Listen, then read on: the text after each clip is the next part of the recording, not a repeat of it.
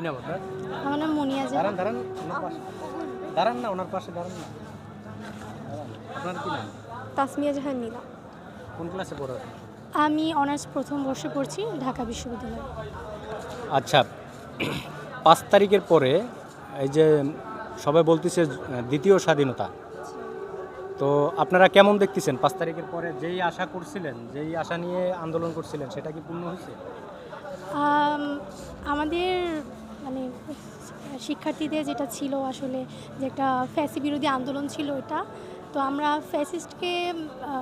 ফ্যাসিস্টের হাত থেকে বাঁচতে পেরেছি। আমাদের আরও কিছু চাওয়া পাওয়া আছে, যেমন দেশের উন্নতি, আমাদের যেন যে চাওয়া পাওয়াগুলো আমাদের এত বছর ধরে ছিল না, আমরা পূরণ করতে পারিনি, সেসব যেন এখন আমরা করতে পারি।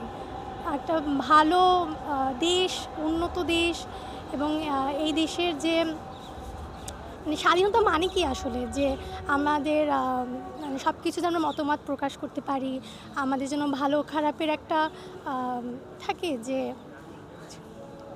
আচ্ছা, মানে কেমন বাংলাদেশ আগামীতে স্বপ্ন দেখতেছেন? প্রত্যেকটা মানুষের স্বপ্ন আছে না আমার দেশ নিয়ে, তো কেমন বাংলাদেশ দেখতে চাচ্ছেন আগামীতে, সেটা একটু। আমি আগামীতে এটাই চাচ্ছি যে বিগত বছরগুলোতে যা যা হয়েছে আমাদের দেশে, এগুলো যেন রিপিট না হয়।